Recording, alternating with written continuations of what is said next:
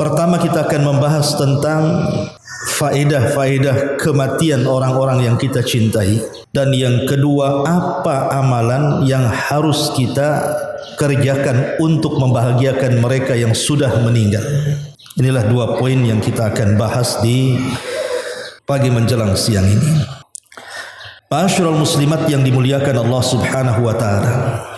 Kalau Allah Subhanahu wa taala takdirkan kita memiliki orang tua yang baik, orang tua yang memang taat beribadah kepada Allah Subhanahu wa taala, sebenarnya tidak perlu sedih dengan kematian mereka. Karena pertama, bahwa kematian mereka, orang-orang yang kita cintai, yang ketika di dunia mereka memang orang baik, taat beribadah, memiliki akhlak dan muamalah yang baik kepada manusia. Dengan meninggalnya mereka, sebenarnya mereka akan mendapatkan rahmat Allah Subhanahu wa taala secara penuh. Karena dalam sebuah hadis Nabi sallallahu alaihi wasallam mengatakan, "Inna lillahi mi'ata rahmatin anzala minha rahmatan wahidatan bainal jinni wal insi wal bahaimi wal hawa fabiha yata'atafuna wa biha yatarahamuna wa biha ta'tiful wahsyu ala waladiha wa akharallahu 99 rahmatan yarhamu biha ibadahu yaumal qiyamah." Kata Nabi SAW dalam sebuah hadis yang dikeluarkan Imam Muslim dari hadis Abi Hurairah radhiyallahu anhu, sesungguhnya Allah Subhanahu wa taala memiliki 100 rahmat. Dari 100 rahmat tersebut hanya satu yang diturunkan Allah ke bumi kepada jin, manusia, hewan jinak dan juga buas. Dengan rahmat tersebut mereka saling mengasihi, saling menyayangi, dan dengan rahmat itu pula binatang buas dapat menyayangi anaknya. Adapun yang 99 rahmat Allah yang lainnya, maka hal itu ditangguhkan Allah, karena Allah hanya akan memberikan kepada hamba-hamba yang soleh pada hari kiamat. Artinya bahwa kalau seandainya orang tua kita meninggal dan mereka orang baik, taat beribadah kepada Allah Subhanahu wa taala, orang tua soleh dan solehah, baik muamalahnya, maka sesungguhnya mereka sudah mendapatkan rahmat yang luas dari Allah setelah kematiannya. Bayangkan satu rahmat saja yang Allah turunkan ke bumi bu, itu sudah cukup satu dengan yang lainnya saling menyayangi. Bagaimana kalau seandainya yang satu digabungkan menjadi 99 rahmat itu menjadi 100 rahmat dan Allah berikan pada kita pada hari kiamat? Tentu ini sebuah karunia dan nikmat yang Allah berikan kepada orang-orang yang meninggal setelah kematian mereka. Makanya satu hari Hammad ibn Salamah rahimahullahu ta'ala dikunjungi oleh seorang ulama besar namanya Sufyan al-Thawri. Jadi Hammad ibn Salamah ini sakit. Datanglah seorang alim namanya Sufyan al-Thawri rahimahullahu ta'ala. Maka Sufyan al-Thawri mengatakan kepada Hammad ibn Salamah, "Ya Aba Salamah, atara yaghfirullahu limithli." Wahai Aba Salamah, bagaimana pendapatmu tentang aku? Apakah Allah akan mengampuni dosa-dosaku? Maka Hammad mengatakan, "Wallahi law khayyartu baina muhasabatillahi iyaya wa baina muhasabati abawayya lakhtartu muhasabatallahi ala muhasabati abawayya wa dzalika anna Allah ta'ala arhama bi min abawayya." Kata Hammad kepada Sufyan al-Thawri, "Demi Allah, seandainya kelak setelah kematianku aku dihadapkan di hadapan Allah, kemudian aku disuruh memilih, yang menghisabku itu Allah atau yang menghisabku kedua orang tuaku, demi Allah," kata Hammad, "aku lebih baik dihisab oleh Allah dibandingkan kedua orang tuaku, karena Allah jauh lebih sayang kepadaku dibandingkan kedua orang tuaku." Begitu kata para ulama. Jadi tidak perlu sedih dengan kematian orang-orang yang saleh. Kalau orang tua kita baik, orang tua kita taat kepada Allah Azza wa Jalla semasa hidupnya, jangan pernah sedih. Mereka sudah mendapatkan rahmat Allah Subhanahu wa taala secara penuh. Ini yang pertama. Yang kedua, mereka sudah mendapatkan tempat istirahat terbaik. Istirahat dari apa, Bu? Dari kepenatan dunia, dari kesusahan dunia, dari tempat ujian yang sangat luar biasa di dunia. Mereka sudah memiliki tempat istirahat yang tepat untuk mereka. Satu hari Nabi SAW lewat jenazah di hadapannya dan di hadapan para sahabat. Kata Nabi SAW, mustarih wa mustarahu minhu. Faqalu, maka sahabat mengatakan, mal mustarihu wa mal mustarahu minhu ya Rasulullah. Kata Nabi SAW ketika ada lewat jenazah, tiba-tiba Rasul bersabda di hadapan para sahabat. Apa kata Nabi SAW? Terkadang jenazah itu ada orang yang mendapatkan kenyamanan alias istirahat, dan ada pula orang-orang lain yang menjadi nyaman istirahat karena kematiannya. Para sahabat bertanya, Rasul, siapa orang yang mendapatkan kenyamanan saat kematiannya atau istirahat saat kematiannya, dan siapa pula orang-orang yang menjadi aman orang lain merasa istirahat dari kematiannya? Kata Nabi SAW, al-abdul mu'min yastarihu min nasabid dunya wa adhaha, wal abdul fajir yastarihu minhul ibad wal bilad wasyajar wad dawab. Adapun kata Nabi, orang yang akan istirahat saat kematiannya, betul-betul dia mendapatkan kenyamanan saat kematiannya, maka orang itu adalah orang-orang yang saleh. Mereka beristirahat dari kepenatan dunia, dari keletihan dunia, dari kesulitan dunia.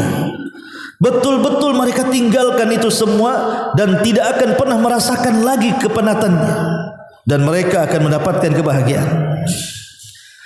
Adapun orang yang meninggal, orang lain yang beristirahat dari dia adalah hamba fajir, gemar maksiat, maka hamba Allah yang lainnya, negeri-negeri, pepohonan serta hewan-hewan merasa senang dari gangguannya. Dari hadis ini kita tahu, kalau seandainya orang tua kita ini meninggal dunia dan mereka orang-orang baik, orang-orang saleh, enggak perlu sedih, Bu. Mereka sudah beristirahat.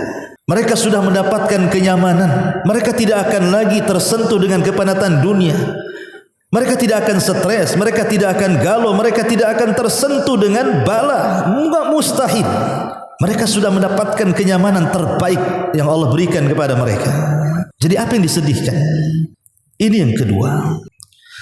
Yang ketiga, mereka sudah berjumpa dengan orang-orang yang mereka cintai. Disebutkan dalam sebuah hadis, dari hadis Abi Hurairah radhiyallahu anhu, Nabi SAW mengatakan, idza hudhiral mu'min atathu malakul rahmah biharirati bayda fayaquluna ukhruji radiyatan mardiyatan ank ila ruhillah wa raihan wa rabbun ghairi ghadban fatakhruju ka'atiya birihil miski hatta annahu la yunawiluhu ba'duhum ba'dha hatta ya'tuna bihi babas sama fayaquluna ma atyaba hadhihi ar-rih allati ja'atkum minal ardi faya'tuna bihi arwahal mu'minin falahum ashaddu farahan bihi min ahadikum bighaibihi yaqdamu alaihi fayas'alunahu madza fa'ala fulan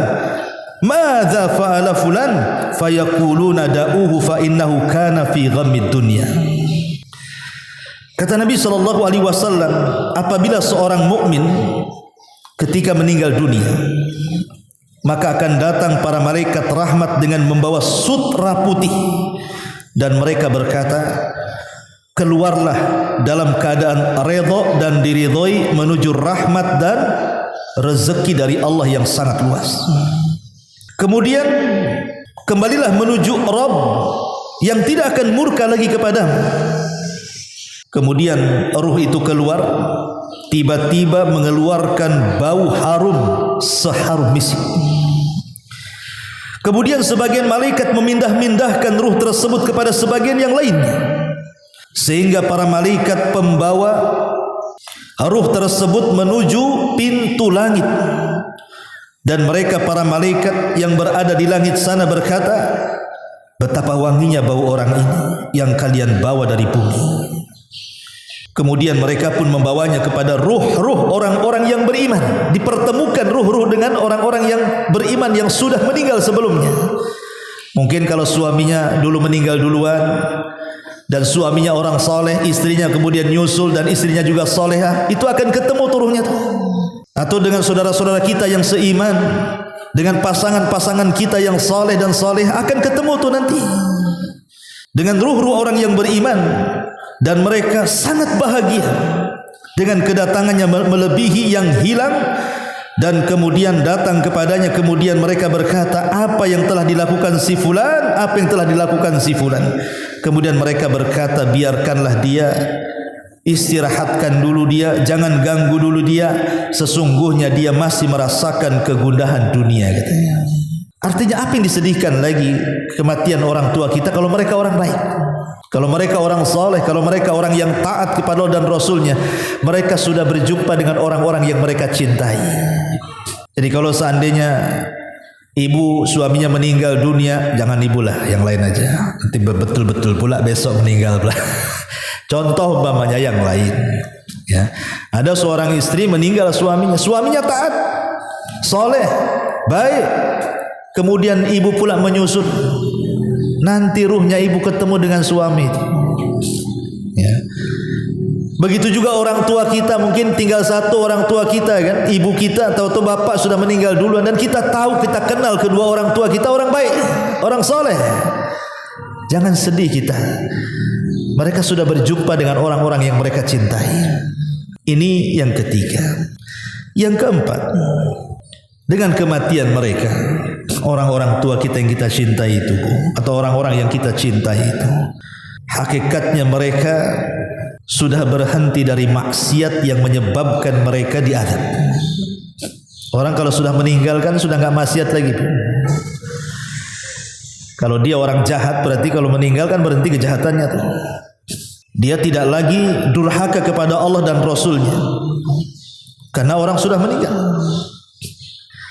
Tapi kalau seandainya mereka orang baik, mereka orang baik, orang tua kita ini orang baik, minimalnya mereka pulang membawa kebaikan mereka.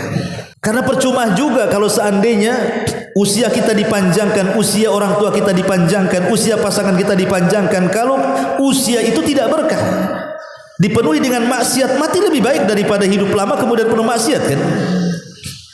Makanya Nabi SAW mengatakan dalam sebuah hadis yang dikeluarkan Imam Tirmidzi, khairun nasi man tala umruhu wa hasuna amaluhu. Sebaik-baik manusia, kata Rasul, orang yang dipanjangkan umurnya, baik pula lah amalannya. Kata Nabi SAW, wa syarrun nas man tala umruhu wa sa'a amaluhu. Dan seburuk-buruk manusia adalah yang dipanjangkan umurnya, jelek pula amalannya. Kalau seandainya orang tua kita ini dipanjangkan umur dan mereka orang baik, alhamdulillah, berarti ada kesempatan mendapat pahala. Tapi kalau mereka orang jahat, dipanjangkan pula umurnya, makin banyaklah dosa dia. Kalau seandainya meninggalkan kejahatannya, bersyukurlah supaya orang tua kita tidak banyak hisab pada hari kiamat, itu maksudnya. Ma'asyiral musliman wal muslimat rahimani wa rahimakumullah. Ini yang keempat. Kemudian yang kelima, hakikatnya mereka sudah mendapatkan balasan terbaik. Jadi kalau orang yang kita cintai atau orang tua kita meninggal, kita kenal orang tua kita itu rajin puasa, rajin sholat, rajin sedekah, baik dengan manusia, akhlaknya juga oke, ketaatannya luar biasa. Hakikatnya dengan kematian mereka itu, mereka sudah mendapatkan balasan dari Allah Azza wa Jalla. Lalu apa yang kita sedihkan? Di dalam surah Fussilat ayat 30, Allah Subhanahu wa taala berfirman, Innal ladzina qalu rabbuna Allah tsumma istaqamu tatanazzalu alaihimul malaikatu alla takhafu wa la tahzanu wa abshiru bil jannati allati kuntum tu'adun.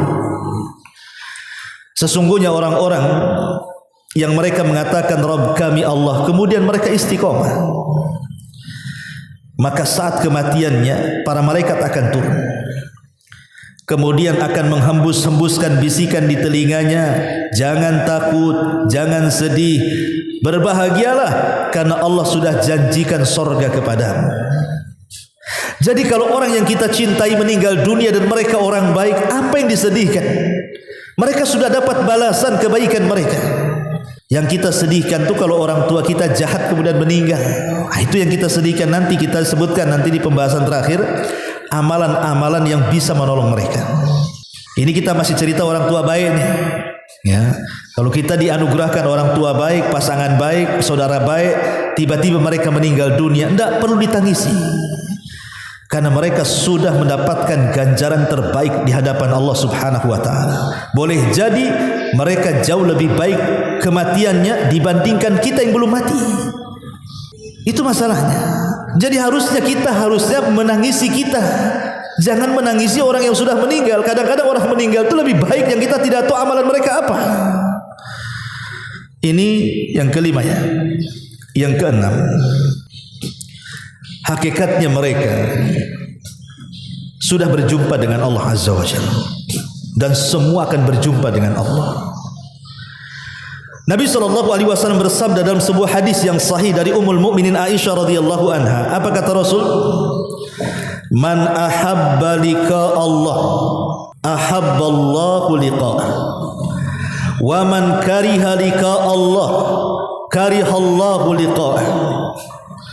Barang siapa yang rindu ketika di dunia ingin berjumpa dengan Allah, maka Allah akan senang berjumpa dengan dia. Tapi siapa yang benci berjumpa dengan Allah ketika di dunia, Allah pun akan murka kepadanya. Apa maksudnya? Aisyah Ummul Mukminin radhiyallahu anha bertanya kepada Rasul soal kalimat ini. Apa kata Aisyah radhiyallahu anha? Qalat Aisyatu, inna la nakrahul mauta ya Rasulullah. Rasul, bukankah kita semua ingin menghadapi kematian itu semua takut? Kita loh dengan kematian semua orang takut. Wajaat sakratul maut bil haq dzalika ma kunta minhu tahid. Sakaratul maut itu sesuatu yang ditakutkan manusia. Itulah manusia lari, jangan sampai terkena sakaratul maut. Kok Rasul mengatakan siapa yang ingin berjumpa dengan Allah dan senang berjumpa dengan Allah, Allah akan senang berjumpa dengan dia? Apa maksudnya ini? Kita semua benci dengan kematian, kata Aisyah. Qala, maka Rasul mengatakan, laisa dzalik walakinnal mu'min idza hadarahul maut busyira biridwanillahi wa karamatihi. Bukan itu maksudnya wahai Aisyah, kata Rasul. Tapi seorang mukmin apabila datang kematian kepadanya, maka akan diberikan kabar gembira oleh Allah dengan kemuliaan dan karamahnya. Falaisa syai'un ahabbu ilaihi mimma amamahu. Ketika itu seorang mukmin tidak akan senang dan bahagia kecuali melihat apa yang ada di hadapannya. Kemudian kata Nabi SAW, fa ahabba liqa Allah wa ahabballahu liqa'ah. Ketika itu dia ingin berjumpa dengan Allah dan Allah pun ingin berjumpa dengan dia. Tapi sebaliknya orang kafir, mereka tidak mau berjumpa dengan Allah. Kalau saya boleh analogikan seperti ini, kalau seandainya selama hidup di dunia ini kita investasikan ya harta kita untuk Allah, waktu kita untuk Allah, tenaga kita untuk Allah, secara otomatis kita ini sedang membangun rumah di surga. Berarti kita tidak sedang membangun rumah di dunia. Karena harta kita bangun surga, tenaga kita bangun surga, waktu kita bangun surga. Sehingga kita tidak punya investasi di dunia, investasi kita di akhirat. Orang-orang yang menginvestasikan tenaga, waktu dan biayanya untuk membangun perumahan di surga, istana di surga, maka dia akan senang untuk meninggal karena dia akan cepat menempati rumah yang dibangunnya di dunia, sehingga dia ingin berjumpa dengan Allah. Tapi kalau kehidupan dia ini investasinya di dunia semua, tenaganya untuk dunia, waktunya untuk dunia, hartanya untuk dunia, dia beli ladang sak luas-luasnya, rumah sak besar-besarnya, kendaraan sak mewah-mewahnya, ketika kita meninggal berarti kita meninggalkan dunia. Lalu apa yang kita akan dapat di akhirat? Itulah dia benci akhirnya kematian, tidak mau berjumpa dengan Allah. Sebab kalau dia mati berarti dia meninggalkan rumahnya, meninggalkan kebunnya, meninggalkan ATM-nya, meninggalkan kekayaannya. Dari situ dia benci berjumpa dengan Allah. Tapi orang-orang soleh, orang-orang baik, kalau takdirkan orang tua kita baik, kemudian mereka meninggal dunia, mereka sudah menginvestasikan waktu dan tenaga mereka untuk Allah. Makanya saat kematiannya, hakikatnya mereka berjumpa dengan Allah. Dan sering saya katakan, kita ini berjumpa dengan Allah itu 4 kali. 2 kali di dunia dan 2 kali di akhirat. Adapun di dunia, kapan kita berjumpa dengan Allah? Waktu salat. Itulah waktu salat kita itu sedang berjumpa dengan Allah. Mana dalilnya? Al-Quran yang mengatakan, ketika Allah Subhanahu wa taala mengatakan bahwa salat itu dilakukan sangat berat kecuali orang-orang yang khusyuk, kecuali orang yang khusyuk. Kemudian Allah mengatakan, siapa orang yang khusyuk itu? Alladzina yadhunnuna annahum mulaqu rabbihim, orang-orang yang ketika salat dia merasa dia sedang berhadapan dengan Rabbnya. Ini perjumpaan pertama di dunia saat salat. Makanya solatlah terbaik. Kata kita sedang berhadapan dengan Allah. Masa kita berhadapan dengan pejabat saja pakaiannya bagus, wangi, rapi. Ini berhadapan dengan Allah, acak-acakan gak jelas nih gimana ceritanya. Yang kedua, saat kematian kita berjumpa dengan Allah. Karena ruhnya seorang mukmin dalam hadis Bara bin Azib yang panjang sekali yang disebutkan oleh Sahih Bukhari dan Muslim itu, ruhnya seorang mukmin yang sudah dikain kafankan dari sutra dari sorga dan wangian yang bau itu diangkat ke langit dan catatannya mengikuti di bawahnya. Dia akan menembus langit pertama, kedua sampai ketujuh, kemudian berjumpa dengan Allah. Apa kata Allah? Kembalikan ruh ke dalam jasadnya, angkat catatannya, letakkan fil illiyin. Ini perjumpaan kedua dengan Allah saat kematian. Dua-duanya di dunia dan di akhirat. Pertama di padang mahsyar, Allah mengatakan dalam Al-Quran, wa ja'a rabbuka wal malaku saffan saffan, dan Rabbmu akan datang sementara malaikat bersaf-saf. Kemudian Allah perintahkan jahanam untuk digeret, kemudian ditampakkan di hadapan manusia di padang mahsyar. Kata Rasul, jahanam itu memiliki 70.000 tali kekang. Setiap satu tali kekang digeret 70.000 malaikat. Di situ manusia akan memandang Allah. Dan yang terakhir tentu di sorga. Itulah yang disebutkan dalam Al-Quran az-ziyadah, tambahan nikmat yang lebih nikmat dibandingkan sorga itu sendiri, perjumpaan kita dengan Allah. Ini yang keenam. Jadi tidak perlu sedih dengan kematian orang tua kita yang baik, yang soleh, yang taat, atau pasangan kita yang kita cintai sementara mereka orang soleh dan soleha, mereka hakikatnya sudah berjumpa dengan Allah. Dan yang keenam, yang ketujuh, mereka sudah mendapatkan nikmat badan. Kita belum mendapatkan nikmat badan di dunia. Karena kita di dunia ini nikmat sebentar, susahnya banyak. Tertawa sebentar, sedihnya banyak. Berkumpul sebentar, pisahnya banyak. Itulah orang hidup di dunia. Wa tilkal ayyam nudawiluha bainan nas, kata Allah. Manusia itu diputar hari-hari, tidak mungkin dalam satu kondisi. Manusia itu kadang sedih, kadang senang, kadang menangis, kadang tertawa, kadang berkumpul, kadang berpisah, kadang galau, kadang bahagia. Itulah manusia. Tapi orang-orang saleh, orang-orang baik, kalau mereka meninggal dunia, maka mereka sudah akan mendapatkan nikmat badan. Nikmat badan itu, badan mereka akan dibentuk. Yang dulu mungkin di dunia hitam, jelek, kriwil, keriting atau apa namanya, atau di dunia dia cacat, pincang, tidak jelas, mungkin buta, mungkin tuli, mungkin tidak bisa bicara, mungkin banyak cacat ketika di dunia. Tapi setelah kematian nggak ada cacat lagi, tidak akan tuli lagi, tidak akan buta lagi, tidak akan gila lagi. Bahkan Allah bentuk fisiknya sebaik mungkin. Ingat ketika Rasul SAW menceritakan tentang penduduk sorga, ala dha'fir riwayah, walaupun sebagian riwayatnya lemah kata para ulama, tapi dikuatkan hadis yang lain bahwa penduduk sorga itu hati mereka seperti hati Nabi Ayub, wajah mereka seperti wajah Nabi Yusuf, dan postur tubuh mereka seperti postur Adam alaihissalam. Sempurna mana lagi? Tidak ada manusia yang paling tampan kecuali Nabi Yusuf. Tidak ada hati yang paling lembut kecuali Nabi Ayub. Dan tidak ada postur tubuh segagah Adam alaihissalam. Dan itu kita akan dapati itu semuanya. Ma'asyiral muslimat yang dimuliakan Allah Azza wa Jalla, ini sekali lagi kalau orang tua kita orang baik. Kalau orang tua kita ahli solat, ahli puasa, ahli tahajud, ahli zikir, ahli-ahli yang lainnya, muamalahnya baik, akhlaknya baik, tidak perlu sedih dengan kematian mereka. Mereka sudah mendapatkan yang terbaik. Masalahnya kalau orang tua kita ini jahat, ya solat tapi akhlaknya jelek, ataupun mungkin solatnya bolong-bolong, atau puasanya juga suka-suka dia, tapi dia muslim, dia meninggal dalam keadaan muslim. Kita tidak cerita orang kafir. Kalau cerita orang kafir langsung masuk neraka. Kita nggak mau cerita orang kafir. Orang kafir, orang musyrik, orang murtad, munafik, keyakinan itu semua masuk neraka, kekal di dalamnya, nggak ada cerita.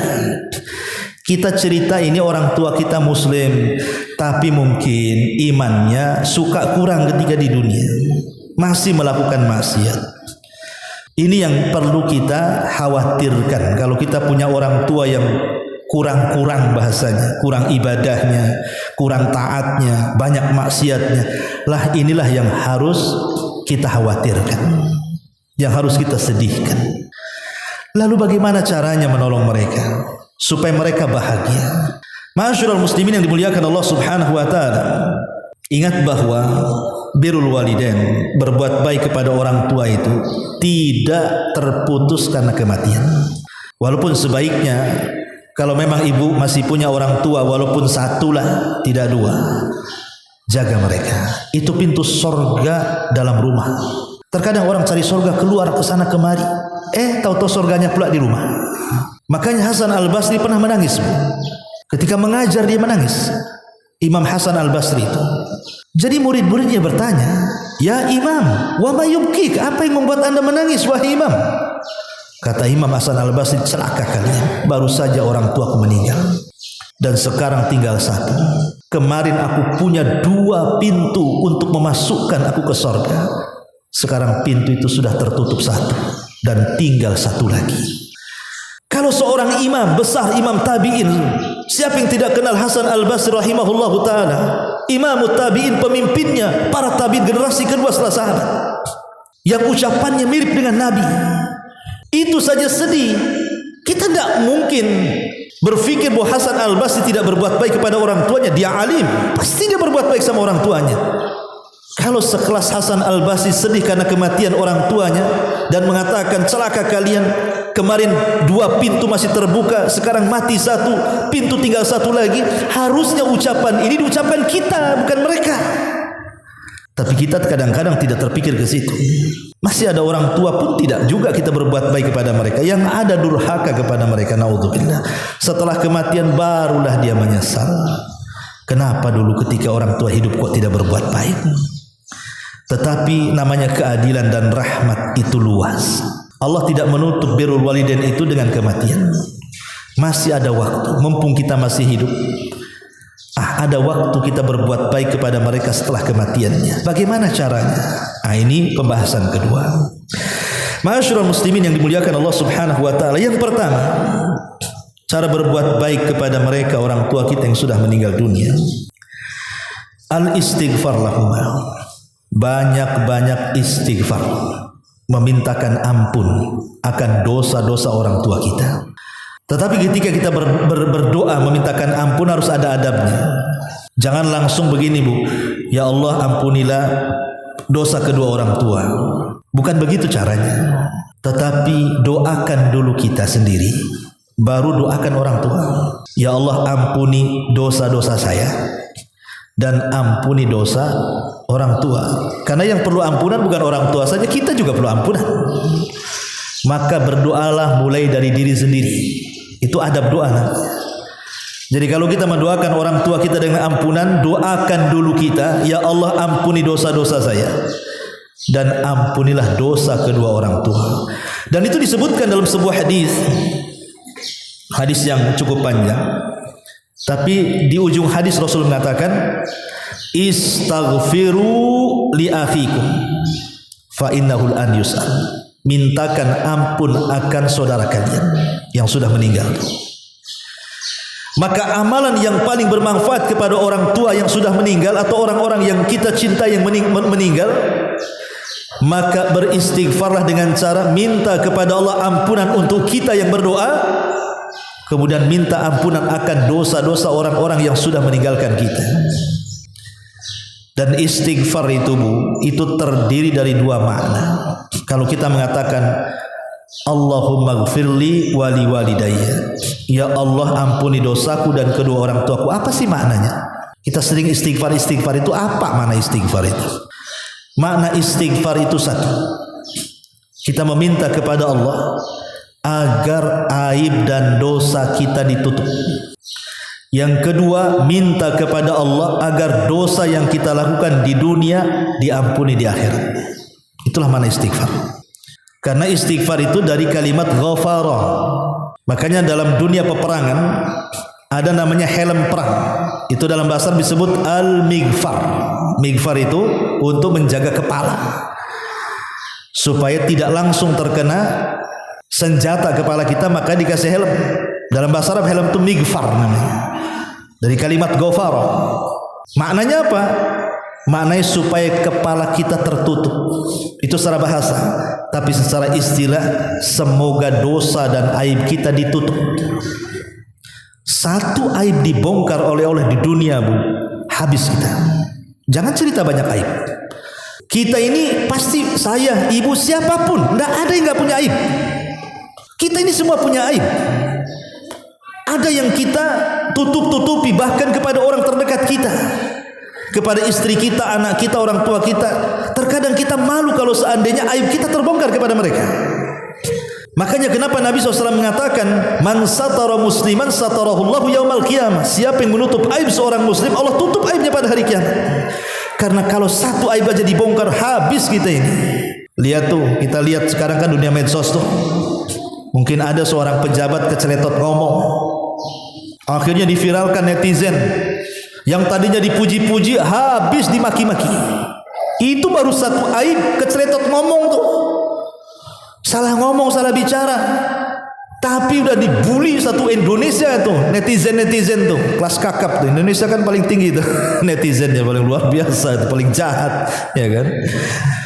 Kalau sudah dibully netizen Indonesia, Israel aja tumbang kan. Ya. Ma'asyiral muslimin wal muslimat rahimani wa rahimakumullah. Jadi ketika kita memintakan ampun kepada diri kita dan orang tua kita, maknanya ya Allah tutupi aib kita di dunia dan tutupilah aib orang tua kita. Jangan sampai keburukannya dibicarakan orang. Kalau orang baik tentu orang-orang itu memuji dia lah kan gitu. Tapi sekali orang tua kita ini jahat kemudian meninggal, ada ya orang yang senang akhirnya puas lah. Saya meninggal dia itu puas sekali saya. Sudah terbalaskan dengan kematiannya katanya kan.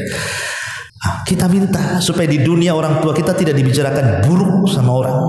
Sudahlah cukup, dia sudah meninggal sudah. Nanti urusan dia dengan Allah. Yang kedua, kita minta dengan istighfar itu agar kita yang meminta kepada Allah, dosa-dosa kita selama di dunia Allah tidak azab kita, dan dosa-dosa orang tua kita yang sudah meninggal dunia atau pasangan-pasangan yang kita cintai ketika di dunia, jangan sampai Allah azab. Ampuni mereka. Itulah mana istighfar.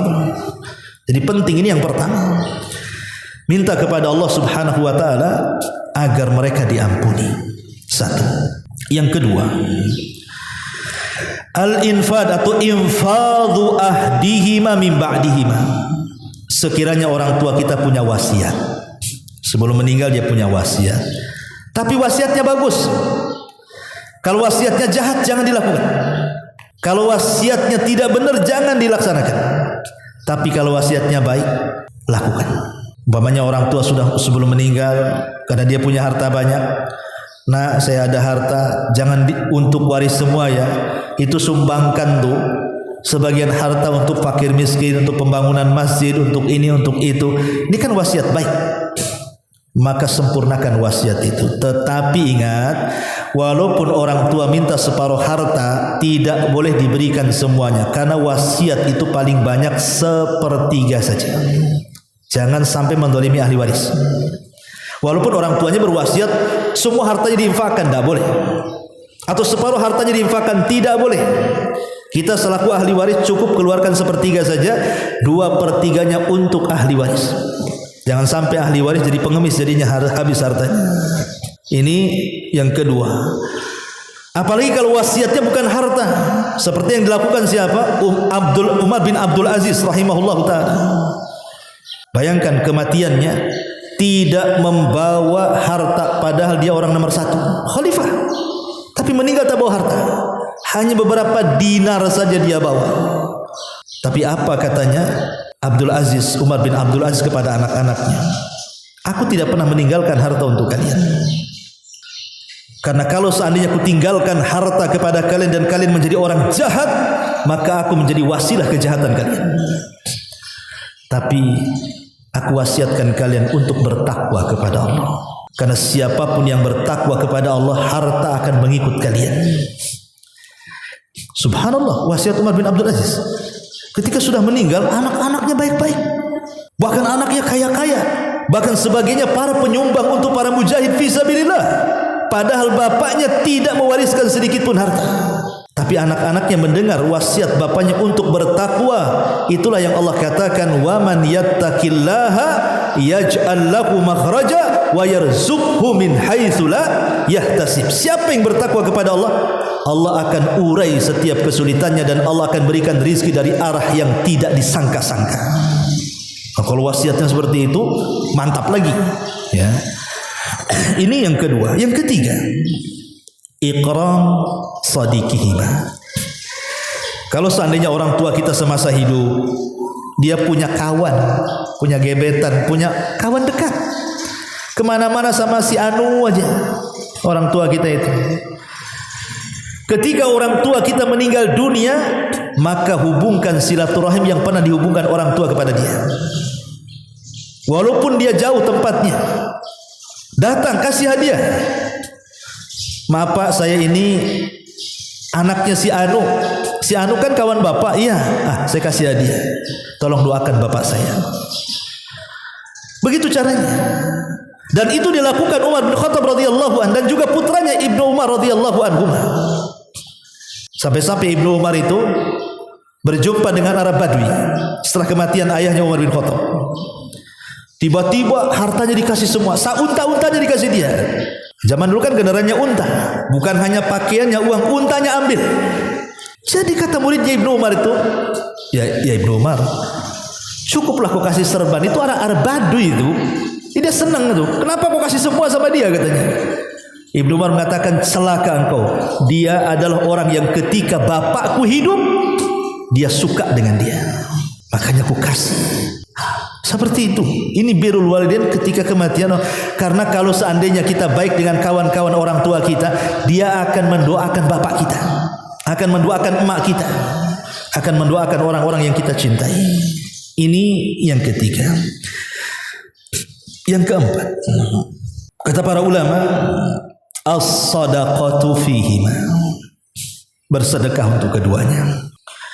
Dari semua amalan yang tidak ada perselisihan ulama sampai atau tidak sampai, hanya ada dua. Dari semua amalan yang pahalanya akan sampai kepada orang mati tanpa ada khilaf ulama, tidak Syafi'i, tidak Hambali, tidak Hanafi, tidak Maliki, semua madhab sepakat, hanya ada dua.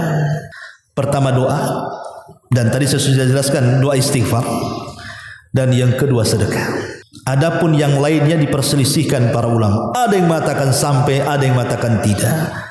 Seperti pahala baca Quran, perselisihan ulama. Ada yang mengatakan sampai, ada yang tidak. Seperti menghajikan orang tua, ada yang sampai, ada yang tidak. Seperti berkorban untuk orang tua, ada yang mengatakan sampai, ada yang mengatakan tidak. Pokoknya yang lain diperselisihkan ulama. Kita Kita tidak membahas perselisihan, tapi kita cerita yang disepakati saja, biar enak, jelas kalau kita beramal sampai gitu maksudnya. Sedekah. Dan kalau bisa sedekah itu yang sifatnya mengalir.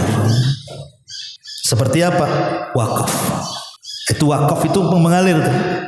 Pamannya bangun masjid, ya masjid kan dipakai terus. Bangun madrasah, bangun pesantren, yang sifatnya dipakai terus. Tapi kalau ngasih makan habis gitu saja. Ya. Tapi kalau kita infaknya yang sifatnya mengalir terus-terusan dipakai, pamannya sajadah untuk masjid, mushaf Al-Quran ditaruh di masjid dibaca terus sama orang kan gitu ya. Itu sedekah terbaik. Cari sedekah-sedekah itu yang mengalir, yang terus-terusan terpakai dan manfaatnya dirasakan orang banyak. Ya wakaf mushaf Quran, sejadah atau pembangunan masjid, pembangunan madrasah yang sifatnya itu dipakai lama. Itulah yang manfaatnya tinggal ngalir. Bukan berarti kalau sedekah kepada fakir miskin ini mengalir juga. Nah, tetapi kan ya manfaatnya tidak banyak kan begitu ya. Kecuali kalau seandainya kita ambil orang miskin, kita sekolahkan. Kamu mondok di sana nak, saya yang biayai. Ini pahalanya saya transfer untuk orang tua saya. Akhirnya anak itu di pesantren pinter, jadi ustadz, akhirnya berdakwah. Selama dia berdakwah, kemudian banyak pengikutnya, maka dia dapat pahala dan pahalanya akan ditransfer kepada orang yang meninggal. Nah, kalau itu juga sedekah jariah juga tuh, karena menyebarkan ilmu yang bermanfaat namanya. Intinya sedekah yang terus mengalir. Ini untuk kebaikan kedua orang tua kita di sana atau orang-orang yang kita cintai. Ma'asyiral muslimin wal muslimat rahimani wa rahimakumullah. Termasuk juga kalau seandainya Allah takdirkan orang tua kita ini pulang membawa hutang, meninggal membawa hutang.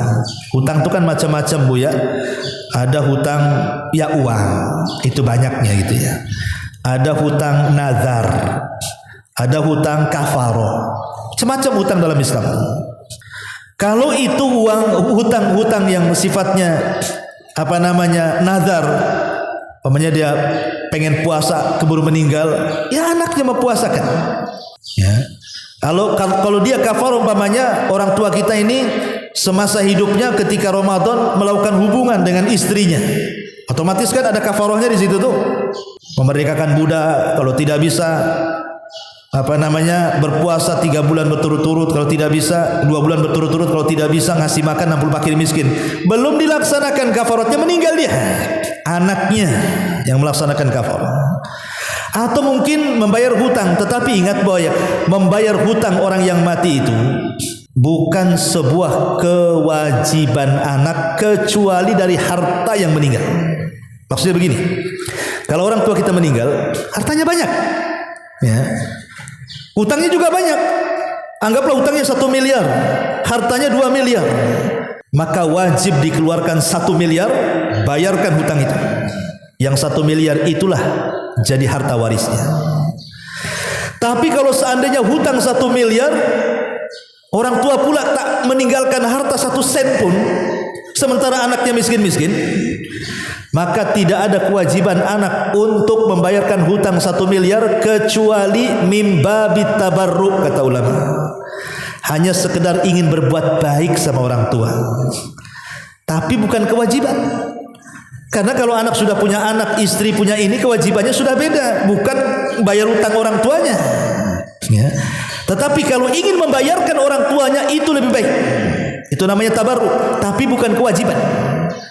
Jadi membayar hutang itu dari harta waris. Kalau tidak punya waris, maka itu tidak wajib, tetapi hukumnya sunnah tabarruk namanya. Istilah para ulama itu tabarruk, hanya berbuat baik saja.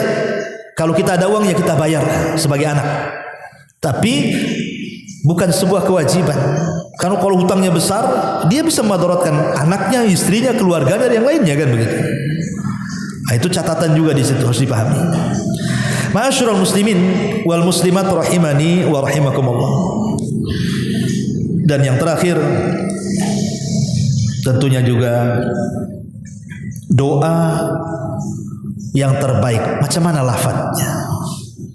Semana caranya kita berdoa untuk orang tua kita yang meninggal itu? Apa yang harus kita minta kepada Allah untuk mereka? Ma'asyiral muslimin wal muslimat rahimani wa rahimakumullah. Dalam surah Al-Mu'minun ayat 118 Allah mengatakan, Rabbighfir warham wa anta khairul rahimin. Ya Allah, ampuni, rahmati, dan Engkau sebaik-baik zat yang memberikan rahmat. Dari sini kita tahu bahwa doa terbaik bagi orang yang meninggal dunia, pertama doa ampunan, yang kedua doa rahmat, dan yang ketiga ini juga tak kalah pentingnya, doakan supaya mereka dimantapkan dalam jawaban. Sebagaimana Rasul mengatakan, istaghfiru li akhikum fa innahul an yus'al. Mintalah ampun kepada saudara kalian karena mereka sedang ditanya. Ditanya siapa Tuhannya, ditanya siapa nabinya, ditanya siapa agamanya, apa agamanya. Berarti 3 perkara yang kita minta kepada Allah. Ya Allah, ampuni dosa saya. Dosa kita dulu ya, saya sudah katakan ini adab.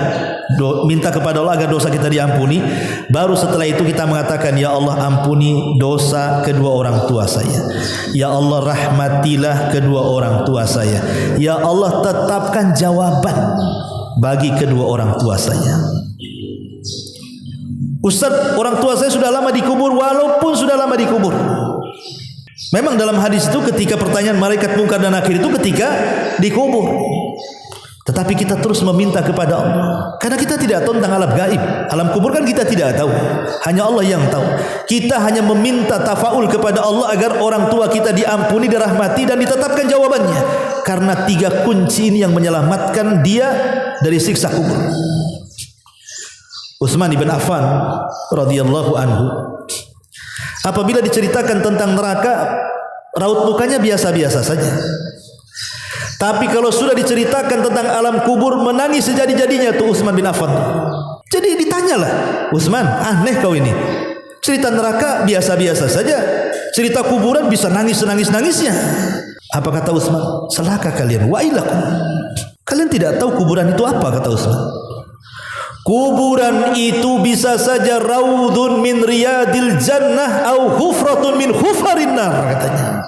Kuburan ini bisa saja menjadi taman menuju taman-taman sorga, atau jangan salah, kuburan itu menjadi lubang dari lubang-lubang mengarah ke neraka. Kalau dia selamat di kuburan, kata Utsman, selamat kau di sana. Kalau kau tak selamat di kuburan, jangan harap kau selamat di sana, katanya. Makanya kita mumpung kiamat belum dikiamatkan, masih ada kesempatan orang tua kita ada di kuburan, orang-orang yang kita cintai di kuburan. Ini kesempatan membahagiakan mereka, menyelamatkan mereka. Sembari kita juga minta diselamatkan dan diampuni dosanya, minta kepada Allah untuk keselamatan mereka, kebahagiaan mereka. Dan banyak juga mungkin doa-doa yang lain yang umum, seperti mamanya para ulama mengajarkan, Allahumma ifsah lahu fi qabrihi maddal basari wafrus qabrahu min firasil jannah. Ya Allah, luaskan kuburannya. Ya Allah, hamparkan tikar sorga di hadapannya. Atau Allahumma ungkulhu ila jannatil khulud. Allahumma arhamhu tahtal ardi wasturhu yaumal ardi wala tukhirruhu yauma yub'atsun. Ya Allah, pindahkan orang yang kita cintai ke sorga yang mengekalkan. Berikan dia rahmat di bawah bumi ini. Tutuplah auratnya dan kesalahannya kelak ketika catatan dihamparkan di hadapan Rabbnya. Dan semoga tidak dihinakan pada hari ketika dibangkitkan. Nah, bisa juga doa seperti itu. Ibu nggak bisa bahasa Arab, tidak apa-apa, pakai bahasa Indonesia kan nggak masalah. Ya. Tapi kalau pakai bahasa Arab tentu lebih baik lagi. Allahumma aminhu min faza'i yaumil qiyamah. Ya Allah, berilah keamanan bagi orang tuaku di hari nanti ketika rasa takut meliputi. Allahumma anishu fi wajdatihi wa fi wahsyatihi wa fi ghurbati. Ya Allah, temanilah dia dengan orang baik saat rasa takutnya, saat kesendiriannya, dan begitu seterusnya. Karena orang kalau masuk kuburan itu tidak ada kawan di situ. Saya nggak bisa bayangkan ya. Coba Bu, Ibu renungkan sesaat ya. Kalau saya sediakan satu tempat kamar ya, kamar anggaplah Ibu dikurung dalam rumah oleh suami. Di rumah itu Bu, nggak ada listrik, nggak ada AC, nggak ada kipas angin, nggak ada handphone, nggak ada apa-apa, kosong belum, rumah kosong. Kemudian Ibu diletakkan dalam rumah, dikunci dari luar. Kira-kira Bu, apa yang Ibu rasakan? Stres Bu. Kalau ada HP masih main HP. Kalau panas masih ada AC. Ini nggak ada. Sudah rumah nggak pakai pelapon, pakai bonde, spandek kan gitu ya. Pendek pula, makin panas, gelisah, tak ada makan, tak ada minum, tak ada apa-apa. Saya nggak yakin satu hari ibu bisa kerasan di situ. Mungkin besok itu sudah lapor polisi, disiksa suaminya kan begitu Bu. Itu satu hari kita dikurung tuh, nggak ada apa-apa coba. Lah orang di kuburan itu bukan satu hari dan tidak mungkin lagi ke dunia. Dia akan tetap di situ sampai kiamat dibangkitkan. Iya kalau kosong belum kayak rumah. Kalau dia orang jahat didatangkan kalajengking, datangkan ular, datangkan macam-macam di situ. Dengan azab kubur yang luar biasa. Yang pernah dilihat Nabi SAW dalam peristiwa Isra Mi'raj itu, ruhnya dibawa ke neraka, kemudian digoreng, ditungku. Kalau dia pezina, ada yang dirobek kemudian sampai ke tengkunya. Kalau dia para pendusta, ada yang dibentur kepalanya. Kalau dia suka meninggalkan sholat. Jadi bukan perkara remeh dalam kuburan itu. Makanya kenapa kita selalu berdoa sebelum salam dalam salat itu, Allahumma inni a'udzubika min adzabi jahannam wa min adzabil qabri wa min fitnatil mahya wal mamat wa min syarri fitnati masihid dajjal. Itu kita baca dalam setiap salat itu. Ya Allah, aku berlindung dari azab jahannam, dari azab kubur, dari fitnah kehidupan dan kematian, dari jeleknya fitnah dajjal. Kita minta kepada Allah itu setiap salat, mau wajibnya mau sunnahnya sebelum salam, dari fitnah kubur. Karena kondisinya coba bayangkan kalau kita mati sekarang, kiamatnya ratusan tahun lagi. Berapa lagi kita hidup di kuburan tuh nunggu kiamat? Coba kalau kita berpikir soal itu, kenapa Rasulullah SAW sampai mengatakan kuntu nahaitukum an ziyaratil kubur fazuruha. Dulu kularang kalian ziarah kubur, sekarang berziarah kubur. Supaya apa? Tudzakirukumul akhirah. Dengan melihat kubur itu loh, kita teringatkan dengan akhirat. Dengan kematian bahwa kita juga akan masuk juga ke liang lahat. Makanya ketika kita masuk saja salam kita apa? Assalamualaikum ya ahlad diyar minal mu'minina wal muslimin wa inna insyaallahu bikumul lahikun. Keselamatan wahai penduduk kubur dari kalangan kaum mukminin dan kaum muslimin, kami juga akan nyusul kalian. Salamnya saja sudah menunjukkan kita diingatkan dengan kematian. Tapi berapa banyak orang yang lewat di kuburan hanya lewat saja. Contoh antum dari sini nih, dari ibu-ibu kan dari sini ke Batu Haji kan lewat kuburan Tamyang. Ada nggak perasaan ketika lewat kuburan itu, bahwa kita juga akan menyusul? Liriklah sedikit. Ustaz kalau malam lirik tidak bisa, nggak takut kan? Ya lewatnya jangan malam-malam. Kalau jam 1 ngelirik nanti pula yang dilihat lain pula di situ. Maksud saya itu kalau kita lewat kuburan minimalnya adalah di situ pelajaran kita akan seperti dia, sehingga lewatnya kita dari sini Sekupang ke Batu Haji itu dapat pahala, diingatkan dengan kematian. Pulangnya pula kita sadar di sini. Yang tadinya keras jadi lembut, yang tadinya kasar jadi lembut, yang tadinya suka malas-malas ibadah jadi rajin ibadah. Kenapa? Diingatkan dengan kematian gitu. Tapi subhanallah, memang mungkin karena maksiat sudah terlampau banyak, hati pula sudah keras. Kadang kita yang mandikan, kita yang kafankan, kita yang kuburkan, pulang dari kuburan kayaknya biasa-biasa saja. Na'udzubillah tsumma na'udzubillah. Yang anehnya pula yang gali kuburan pula tak sholat. Hari-hari dia galikan kuburan tuh. Tak sholat pula dia di situ. Cara berpikirnya gimana orang kayak gitu? Hari-hari dia yang gali, hari-hari dia yang nanam. Harusnya orang yang seperti itu yang paling soleh. Kenapa? Hari-hari diingatkan dengan kematian. Lah ini hal-hal yang seperti ini kadang-kadang adalah pada hati kita. Boleh jadi kerasnya hati. Kenapa hati keras? Banyak maksiat itu saja sebenarnya. Kalau kurang-kurang maksiat, insya Allah hati makin lembut-lembut. Karena maksiat itu menodai titik hitam. Satu maksiat, satu titik hitam. Dua maksiat, kalau ribuan maksiat, titik hitamnya juga ribuan dalam hati. Kalau sudah seperti itu kata Allah, kalla bal rana ala qulubihim. Kalau sudah ron, menutup hati, udah. Dia tidak akan memandang yang ma'ruf itu ma'ruf, dan tidak akan memandang yang mungkar itu mungkar. Naudzubillah.